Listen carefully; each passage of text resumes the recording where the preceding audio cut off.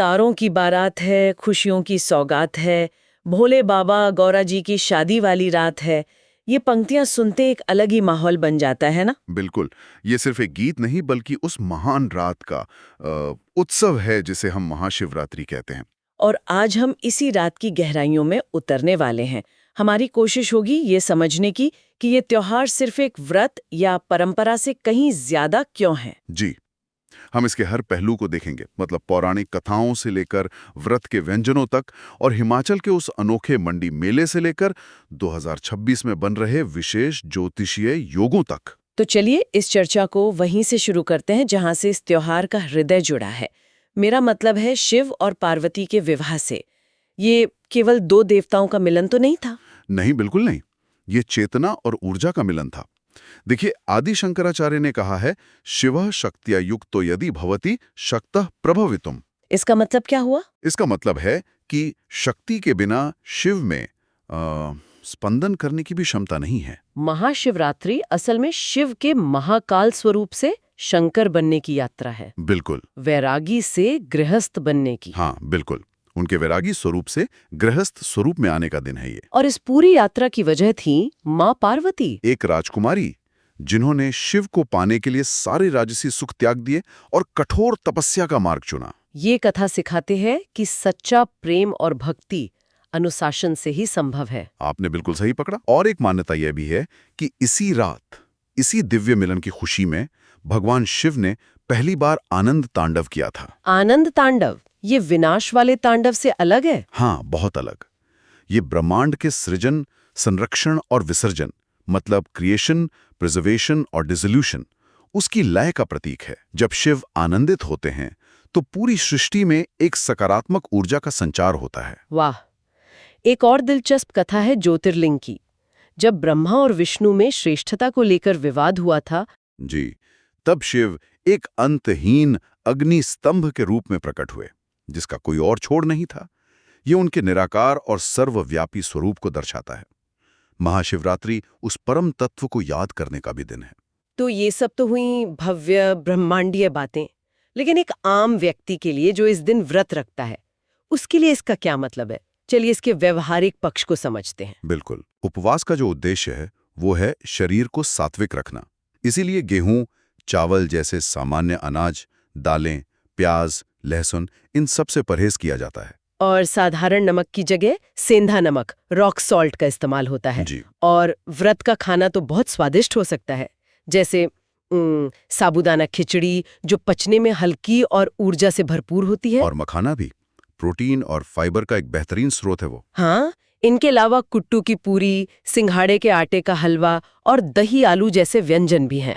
और ठंडाई को तो भूल ही नहीं सकते। दूध, मेवों और मसालों से बना वो पौष्टिक पेय जो शरीर को ठंडा और ऊर्जावान रखता है। मतलब इन सभी खाद्य पदार्थों का उद्देश्य शरीर को हल्का रखना है ताकि मन प्रार्थना और ध्यान में लग सके। यहाँ एक बहुत दिलचस्प बात आती है, रात भर जागना, जिसे जागरण कहते हैं। आखिर इसके पीछे क्या रहस्य है? इसका एक आध्यात्मिक और एक वैज्ञानिक कारण भी है। अच्छा। वैज्ञानिक भी। हाँ। महाशिवरात्रि की रात को पृथ्वी का जो उत्तरी गोलार्ध है वो इस तरह स्थित होता है कि मनुष्य के शरीर में ऊर्जा स्वाभाविक रूप से ऊपर की ओर जाती है। मतलब एक तरह का नेचुरल अपवर्ड फ्लो होता है एनर्जी का। बिल्कुल। तो अगर आप रीढ़ की हड्डी को सीधा रखकर जागते रहते हैं तो इस प्राकृतिक ऊर्जा प्रवाह का पूरा लाभ उठाया जा सकता है। ये मानसिक और शारीरिक विकास में बहुत सहायक होता है। एक तरह की ऊर्जा की साधना है ये तो कमाल की बात है।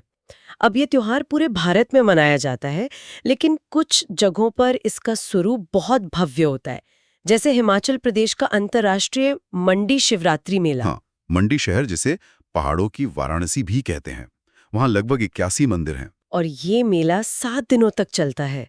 इसकी खासियत ये है कि जिले के 200 से ज्यादा देवी देवता अपनी पालकियों में बैठकर मंडी आते हैं। जरा कल्पना कीजिए, 200 से ज्यादा देवी देवता एक जगह पर। वे सबसे पहले माधो राय, जो भगवान विष्णु का एक रूप हैं, उन्हें श्रद्धांजलि देते हैं और फिर भूतनाथ मंदिर में भगवान शिव के दर्शन के लिए जाते हैं। मतलब शैव और वैष्णव परंपराओं का एक अद्भुत संगम। जी बिल्कुल। और इस मेले का इतिहास भी बहुत रोचक है। इसकी शुरुआत 16वीं शताब्दी के राजा अजबर सेन से जुड़ी है, जिन्होंने भूतनाथ मंदिर बनवाया था। लेकिन जो आज हम रूप देखते हैं वो बाद में शुरू हुआ है ना? हाँ, 18वीं सदी में राजा ईश्वरी सेन की कैद से वापसी का दिन शिवरात्रि पर पड़ा, तो उन्होंने सभी स्थानीय देवताओं को आमंत्रित कर एक भव्य उत्सव का आयोजन किया, जो आज तक एक परंपरा बनी हुई है। उस शोभा यात्रा की कल्पना करके ही रोंगटे खड़े हो जाते हैं। ढोल नगाड़ों की थाप पर पालकियां झूमती होंगी, लोक संगीत गूंजता होगा और पैदल मैदान पर सभी देवी देवताओं का जमावड़ा। सच में एक अविश्वसनीय सांस्कृतिक और धार्मिक अनुभव है वो। अब बात करते हैं इस खास साल की, 15 फरवरी 2026। इस दिन को ज्योतिष की दृष्टि से क्या खास बनाता है? देखिए, 2026 में महाशिवरात्रि शनिवार 15 फरवरी को है। पंचांग के अनुसार चतुर्दशी तिथि 15 फरवरी की शाम 5:04 से शुरू होकर 16 फरवरी की शाम 5:34 तक रहेगी। ठीक है। लेकिन सबसे महत्वपूर्ण बात है सर्वार्थ सिद्धि योग का बनना। सर्वार्थ सिद्धि योग, ये सुनने में ही बहुत शक्तिशाली लग रहा है। भी ज्योतिष में से एक अत्यंत शुभ योग माना जाता है और 2026 में ये योग 15 फरवरी को सुबह 7 बजे से शाम 7:48 बजे तक, यानी 12 घंटे से भी ज्यादा समय तक रहेगा। 12 घंटे? तो इसका मतलब है कि इस दौरान की गई पूजा या किसी नए काम की शुरुआत में सफलता मिलने की संभावना बहुत ज्यादा है। मान्यता तो यही है कि बिना किसी बाधा के सफलता मिलती है। तो क्या इसका मतलब ये भी है कि कुछ राशियों के लिए ये दिन विशेष रूप से भाग्यशाली हो सकता है? जी, शनि और बृहस्पति के ग्रहों की स्थिति के कारण 2026 की महाशिवरात्रि कुछ राशियों के लिए विशेष फलदायी मानी जा रही है। जैसे वृषभ टॉरस के लिए वित्तीय स्थिरता आ सकती है, कन्या वर्गों के लिए करियर में सफलता, वृश्चिक स्कॉर्पियो को भावनात्मक स्पष्टता मिल सकती है, और मकर के लिए जीवन में नई दिशा के संकेत हैं, और मीन के लिए आध्यात्मिक विकास के। बहुत दिलचस्प। अंत में चलिए उन सरल लेकिन गहरे रिचुअल्स की बात करते हैं जो इस दिन किए जाते हैं, जैसे शिवलिंग पर बेल पत्र चढ़ाना। बिल्कुल, बेल पत्र का जो सिंबलिज्म है वो बहुत गहरा है।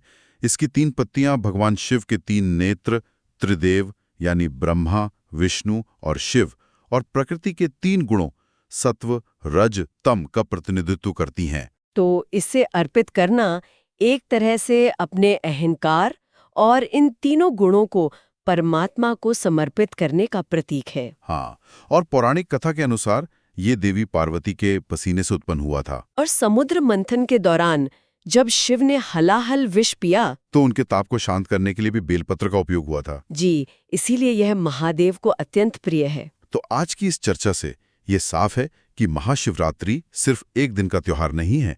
ये शिव और शक्ति के दिव्य मिलन का उत्सव है, आध्यात्मिक अनुशासन का दिन है, जीवंत संस्कृति का प्रदर्शन है। और 2026 में यह सफलता के लिए एक शक्तिशाली ज्योतिषीय अवसर भी है। ये अपने भीतर के अंधकार, क्रोध और अहंकार को मिटाकर शिवत्व यानी उस परम चेतना को पाने का एक सुनहरा मौका है। बिल्कुल सही कहा आपने। शिव की यात्रा एक वैरागी से गृहस्थ बनने की है। ये कहानी हमें अपनी आज की व्यस्त जिंदगी में गहन आध्यात्मिकता और सांसारिक जिम्मेदारियों के बीच संतुलन बनाने के बारे में क्या सिखाती है, इस पर विचार जरूर कीजिएगा।